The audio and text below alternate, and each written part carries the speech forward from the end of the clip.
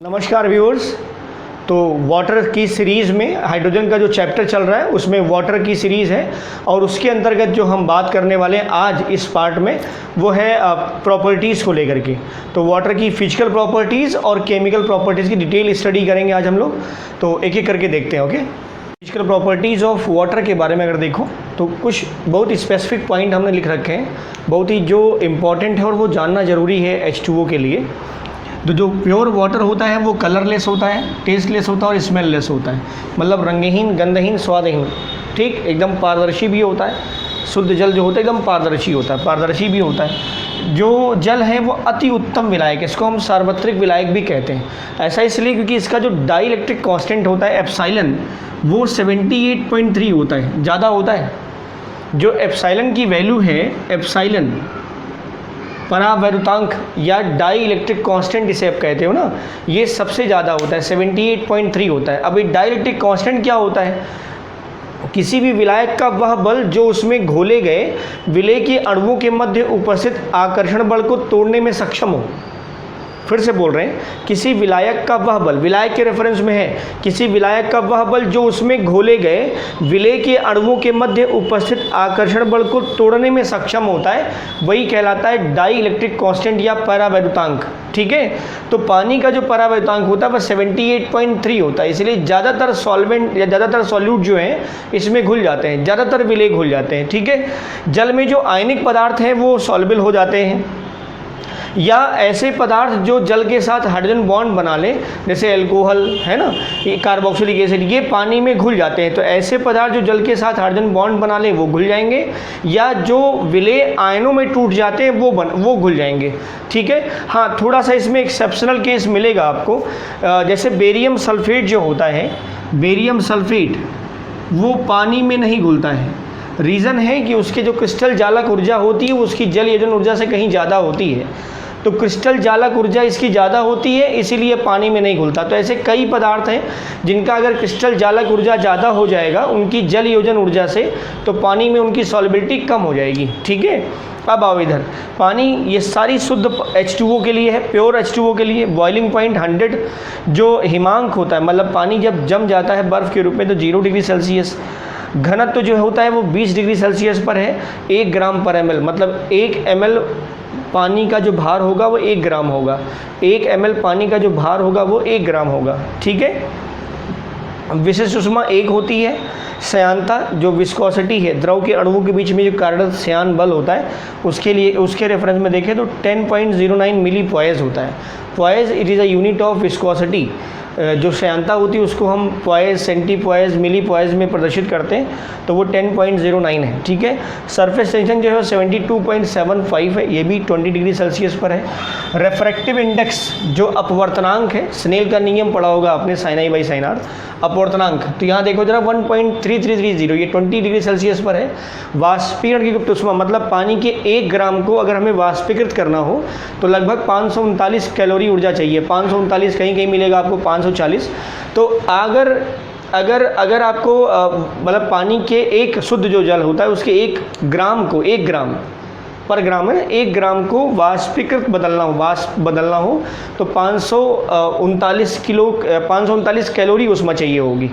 बर्फ़ के गलन की ऊष्मा, अब ये पानी का जो ठोस अवस्था है उसका 1 ग्राम अगर ले लिया जाए और उसको गलाया जाए तो कितनी ऊष्मा चाहिए पर ग्राम? 80 कैलोरी। कितनी चाहिए? 80 कैलोरी।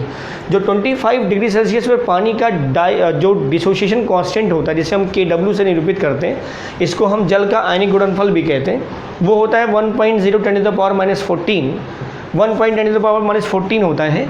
और अगर आप 25 डिग्री सेल्सियस पे NaCl की विलेयता देखेंगे, मतलब 1 लीटर पानी में कितना NaCl घुलेगा, तो लगभग 36 ग्राम होता है, 35.9 ग्राम पर लीटर होता है। 1 लीटर पानी शुद्ध जल में, 1 लीटर शुद्ध जल में 36 ग्राम नमक जो है बड़ी आसानी से पूरी तरह सॉल्युबल हो जाता है, जिससे हमें संतृप्त विलयन प्राप्त हो जाएगा। क्लियर। अब इसकी केमिकल प्रॉपर्टीज़ देखिए। फिजिकल प्रॉपर्टीज़ के बाद केमिकल प्रॉपर्टीज़ में अगर आप देखें तो ये कुछ बेसिक पॉइंट हैं पानी के लिए, और इसी पर आधारित है इसके सारे के सारे केमिकल प्रॉपर्टीज़। ठीक है, इसी पर आधारित है। पहला हिस्सा क्या है? जो सामान्य भौतिक गुण वो बता चुके हैं, पानी रंगहीन, गंधहीन, स्वादहीन, पारदर्शी द्रव होता है, वो सब हो चुका है। अब केमिकल प्रॉपर्टीज़ को कैसे डिफाइन किया, तो बेसिक पॉइंट पहले समझो। पहली चीज़, ये एम्फोटेरिक होता है, उभयधर्मी होता है, मतलब ये अम्ल और क्षार दोनों की तरह व्यवहार करता है। ये H+ त्याग भी सकता है और H+ ग्रहण भी कर सकता है, ठीक है। दूसरा हिस्सा हो, H+ त्याग भी सकता है, OH- भी त्याग सकता है और H+ ग्रहण भी कर सकता है, ठीक है। इस आधार पर इसे कहा जा रहा है उभयधर्मी। H2O जो होता है वो ऑक्सीकारक भी होता है और अपचायक दोनों का कार्य करता है। H2O जो है एक लिगेंड की तरह बिहेव करता है, मतलब एक सहलग्नी होता है। ये सहलग्नी ये आपको कॉम्प्लेक्स कंपाउंड या कोऑर्डिनेशन केमिस्ट्री में मिलेगा, जहाँ पर ये इलेक्ट्रॉन डोनेट करने की एबिलिटी रखते हैं। H2O में जो ऑक्सीजन है, ऑक्सीजन में 2 लोन पेयर ऑफ इलेक्ट्रॉन होते हैं, तो वो बड़ी आसानी से किसी भी मेटेलिक कैटायन को अपना इलेक्ट्रॉन पेयर डोनेट कर सकता है। तो जो इलेक्ट्रॉन युग्म दाता होते हैं उनको कोऑर्डिनेशन केमिस्ट्री में हम एक टर्म देते हैं जिसे हम कहते हैं लिगेंड या सहलग्नी, ठीक है, साथ लगा हुआ सहलग्नी। तो ये H2O सहलग्नी की भांति कार्य करता है और एक कॉम्प्लेक्स कंपाउंड बनाता है, ये अलग प्रकार के, ठीक है। अभी इनकी डिटेल रिएक्शंस हम देखेंगे कि करके। अगला फैक्ट है इसका पानी के लिए, ये सेल्फ लिसिस हो जाता है या ऑटोलिसिस बोलते हैं इसको। तो ये ऑटोलिसिस कर लेता है, ठीक है, पानी टूट जाता है। अब पानी के 2 अणु हैं, H2O दोनों एक ही हैं, जिसमें एक H2O जो है H+ दे रहा है और एक H2O H+ ग्रहण कर रहा है। तो जो दे रहा है वो एसिड होगा और जो ले रहा है वो बेस होगा। जो H+ त्यागता है वो अम्ल होता है और जो H+ ग्रहण करता है वो क्षार होता है। तो इसमें अगर आप देखें तो कॉन्जुगेट एसिड और बेस, जो ब्रॉन्सेल लॉरी का जो कॉन्सेप्ट है जिसमें कॉन्जुगेट एसिड और बेस का कॉन्सेप्ट हम बता सकते हैं। तो यहाँ ये वाला जो H2O है, ये एसिड फर्स्ट है, तो ये H+ दे रहा है, तो एसिड हो गया। ये H+ ले रहा है तो ये बेस हो गया। अब ये H+ लेने के बाद बना क्या, ये हाइड्रोनियम आयन। अब इसके अंदर एबिलिटी है कि ये H+ दे सकता है, इस पार्ट की बात हम कर रहे हैं बेटा। तो ये H+ दे सकता है, ये किसका पार्ट है, ये वास्तव में इसका पार्ट है, इस बेस का पार्ट है। तो बेस फर्स्ट का पार्ट कौन सा है, एसिड सेकेंड। बेस फर्स्ट का पार्ट कौन सा है, एसिड सेकेंड। ये है एसिड सेकेंड। एसिड क्यों बोल रहे हैं, क्योंकि it has the tendency to donate H+ ion in their solution. विलयन की दशा में ये H+ आयन दे सकते हैं, इसलिए ये एसिड है, ठीक है। और अब ये बेस, ये किसका पार्ट है, ये इस एसिड 1 का पार्ट है। एसिड 1 का पार्ट कौन होगा, बेस सेकेंड, और बेस 1 का पार्ट कौन सा होगा, एसिड सेकेंड। क्लियर। तो ये है एसिड, ये इसने H+ दिया तो क्या बना, OH-। अब इसके अंदर ये टेंडेंसी है कि ये H+ कहीं से गेन कर सके। इस पोर्शन को देखो, OH- है ना, तो ये H+ कहीं से ले सकता है, तो एज अ बेस बिहेव करेगा। लेकिन ये पोर्शन किसका है, इस एसिड फर्स्ट का है। तो एसिड फर्स्ट का जो पार्ट था वो था बेस सेकेंड, और बेस फर्स्ट का जो पार्ट था वो था एसिड सेकेंड, ठीक है। वैसे ये कॉन्जुगेट एसिड और ये कॉन्जुगेट बेस कहलाता है। ये कॉन्जुगेट एसिड है इस बेस का और ये कॉन्जुगेट बेस है इस एसिड का। क्लियर। अब इसका जो आयोनाइजेशन कांस्टेंट होता है KW 1.10⁻14 25 डिग्री सेल्सियस पे होता है KW। जल का आयनिक गुणनफल भी कहते हैं या जल का वियोजन स्थिरांक भी कहते हैं, ठीक है बेटा। वैद्युत अपघटन, इसी पर आधारित प्रॉपर्टी देखो इलेक्ट्रोलिसिस। पहला है, अगर आप वाटर को, जैसे शुद्ध अशुद्ध जल अगर आपके पास है तो उसमें करंट नहीं फ्लो करेगी। शुद्ध अशुद्ध जल में अगर आप धारा प्रवाहित करें तो धारा का कोई भी फ्लो नहीं होगा। तो आप करें क्या, उस शुद्ध पानी में थोड़ा सा अम्ल मिला दीजिए या क्षार मिला दीजिए या लवण मिला दीजिए, ठीक है। और अब 2 इलेक्ट्रोड डाल करके बैटरी के प्लस माइनस सिरे से जोड़ दीजिए, धारा प्रवाहित होगी, और धारा जब प्रवाहित होगी तो पानी के अणु टूटेंगे, ठीक है। पानी के अणु टूटेंगे कैसे, ये है H2O, ये अब डिसोशिएट करेगा। ध्यान रखना ये प्योर वाटर नहीं है, अब इसमें अम्ल, क्षार या लवण की थोड़ी मात्रा मिलाई गई है। जब ये टूटेगा तो H+ OH-, ये भी एक्वस केस में है और ये भी एक्वस में है, ठीक। अब H+ OH-, H+ कहाँ जाएगा, कैथोड पर। तो यहाँ कैथोड पर अब क्रिया होगी, एट कैथोड, और कैथोड पर हमेशा होता है अपचयन, और एनोड पे क्या होता है, ऑक्सीकरण। यहाँ एनोड है, ये कैथोड, ये anode. Cathode positive negatively charge जो होता है कैथोड, इस केस में इलेक्ट्रोलिसिस में कैथोड निगेटिव चार्ज होता है, तो इसमें पॉजिटिव वाला आयन आएगा, मतलब H+ आयन आएगा, और ये इलेक्ट्रॉन ग्रहण करेगा, क्या बना देगा, H2। ये गैसियस अवस्था में है, 2 H+ प्रोसेस क्या हुई है, अपचयन या रिडक्शन कह सकते हैं आप इसे। क्या हो रहा है बेटा, रिडक्शन। ठीक है, तो कैथोड पर हमेशा रिडक्शन होता है। तो H+ आयन कैथोड पर आकर के इलेक्ट्रॉन गेन करेगा, बना लेगा H2 गैस के रूप में, बाहर निकल जाएगा। एनोड पे क्या होगा, इलेक्ट्रोलिसिस में एनोड होता है पॉजिटिवली चार्ज और इस पर निगेटिव वाले आयन्स आकर के ऑक्सीकृत होंगे, मतलब इलेक्ट्रॉन त्यागेंगे, तो OH- यहाँ आएगा। ये जो OH- है एक्वा सोल्यूशन यहाँ आएगा और इलेक्ट्रॉन लूज करेगा, तो यहाँ बनाएगा H2O liquid plus oxygen gas और साथ में 4 इलेक्ट्रॉन निकलेगा। बैलेंस करोगे तो यहाँ आएगा 4, यहाँ आएगा 2। क्लियर। तो आप देखेंगे 4 ऑक्सीजन 4 हाइड्रोजन, 4 हाइड्रोजन 2 ऑक्सीजन और 2 4 ऑक्सीजन हो गया। इलेक्ट्रॉन निकल रहा है तो प्रोसेस क्या होगी, ऑक्सीकरण की। क्या होगी, ऑक्सीकरण की। ये है ऑक्सीडेशन। क्या है बेटा, ऑक्सीडेशन। तो आप ऐसे कह सकते हैं कि तनु अम्ल या तनु क्षार या लवणीय जल या तनु क्षार या तनु लवण की उपस्थिति में अगर हम लवण में अगर हम धारा प्रवाहित करें तो कैथोड पर हमें H2 गैस अपचयित अवस्था में मिलेगा और एनोड पर हमें O2 गैस ऑक्सीकृत रूप में मिलेगा। एनोड पर O2 ऑक्सीकृत रूप में और कैथोड पर H2 अपचयित रूप में मिलेगा। ठीक है, अब इसकी कुछ और प्रॉपर्टी देखो पानी की। जल के अम्ल क्षार गुण देखिए। अम्ल क्षार गुण में क्या है, देखिए दो, जैसे अभी ये बता रहे थे हम आपको कि H2O जो है वो अम्ल और क्षार दोनों की तरह व्यवहार करता है, तो उभयधर्मी होता है। तो वो व्यवहार किस प्रकार से करता है, अब जैसे मान लीजिए अम्ल जो H2O से ज़्यादा प्रबल अम्ल अगर कोई आ जाए, H2O से ज़्यादा प्रबल अम्ल अगर आ जाए तो H2O क्षार हो जाता है। ठीक है, दूसरा अगर H2O से ज़्यादा प्रबल कोई क्षार आ जाए, ज़्यादा प्रबल क्षार आ जाए तो H2O उसके सामने अम्ल हो जाता है।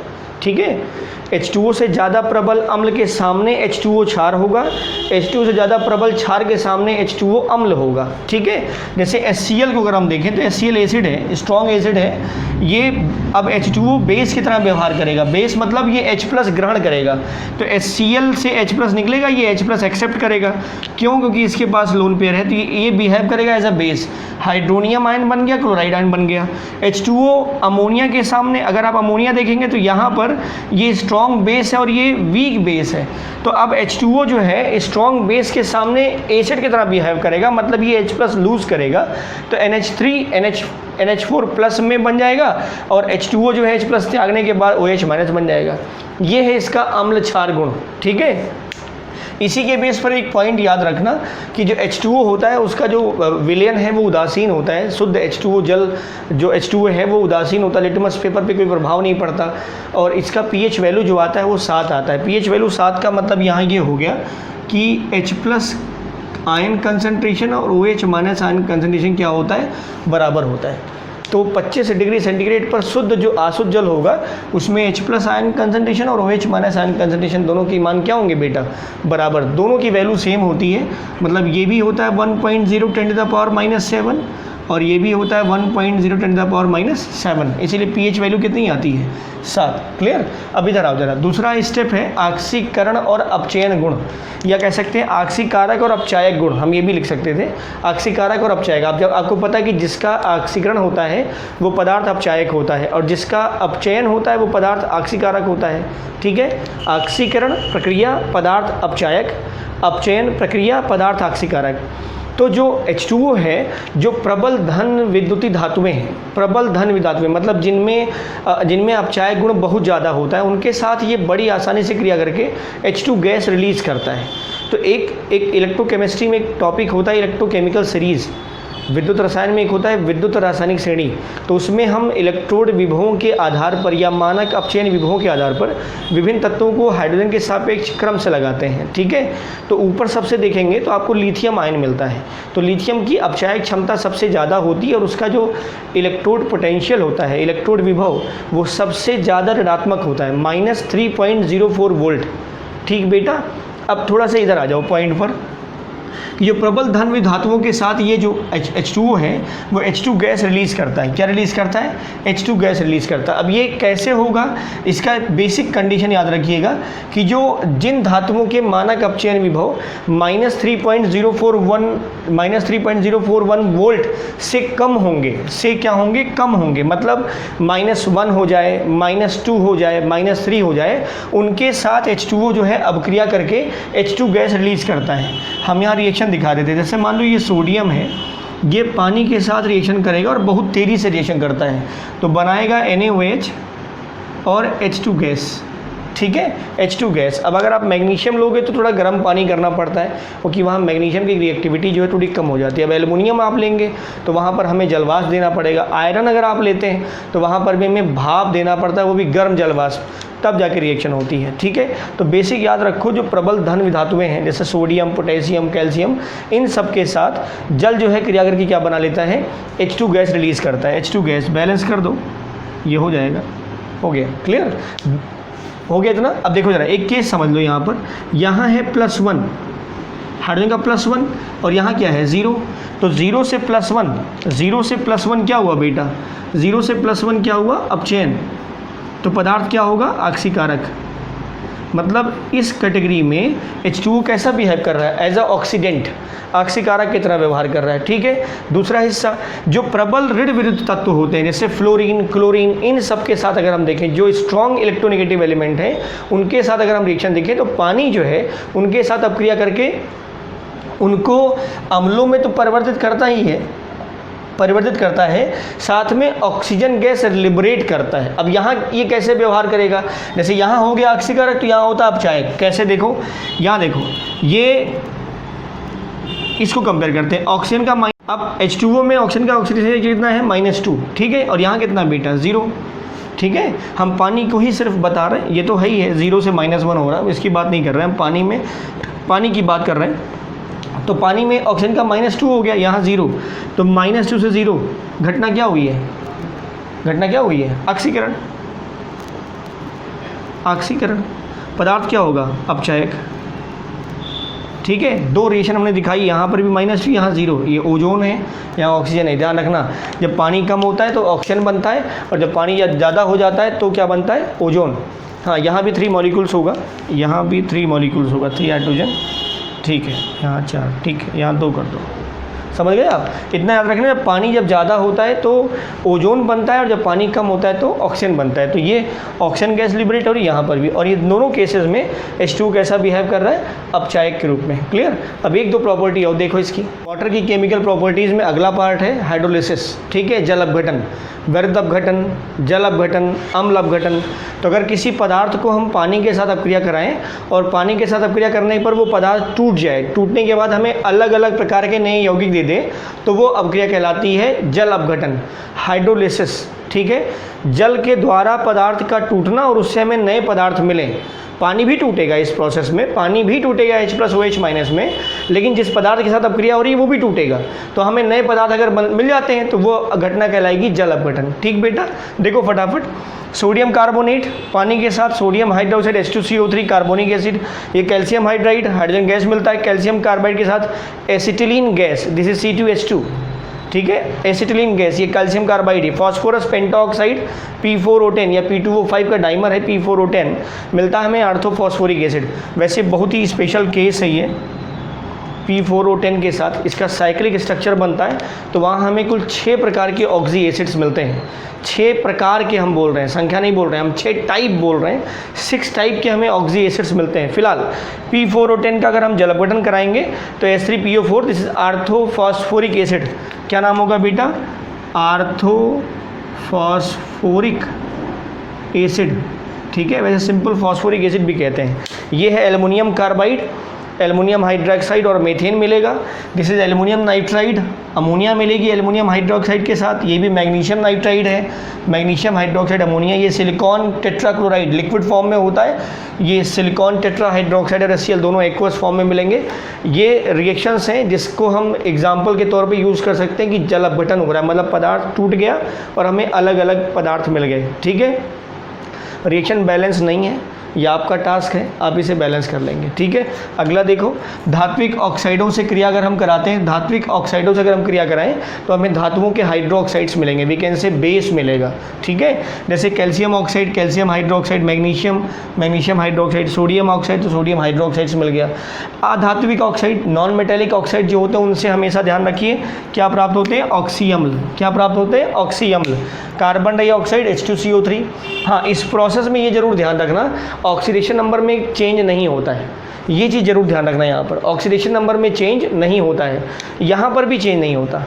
ऑक्सीडेशन नंबर इस केस में अगर आप देखोगे यहाँ पर, तो यहाँ ऑक्सीडेशन नंबर चेंज होगा, सॉरी भी नहीं बोला हमने, नहीं होता है, बट यहाँ होता है। यहाँ ऑक्सीडेशन नंबर बदलेगा, इन केसेस में ऑक्सीडेशन नंबर नहीं बदलेगा। यहाँ पर भी ऑक्सीडेशन नंबर नहीं बदलेगा, यहाँ पर नहीं बदलेगा। ध्यान रखना बेटा, इस केस में ऑक्सीडेशन नंबर नहीं बदलेगा और इस केस में भी ऑक्सीडेशन नंबर नहीं बदलेगा।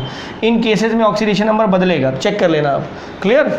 अब इधर आओ, SO2 H2O के साथ H2SO3 this sulphuric acid, SO3 sulphuric acid, N2O3 nitrous acid, और यहाँ पर N2O5 HNO3 nitric acid. Clear? ऐसे और भी ढेर सारे हैं जिनसे हम different type of oxy acids प्राप्त कर सकते हैं पानी की क्रिया अगर हम अधात्विक ऑक्साइड से कराते हैं तो। ठीक है, तो this is about your water chemical properties and physical properties as well. अगला जो पार्ट बनेगा बेटा, this is the hydrate formation, that was a very very important topic, that will be very very important topic, hydrate formation, वो अगले part में देखेंगे। तो इतना नोट्स बना लीजिएगा, आई होप समझ में आ गया होगा।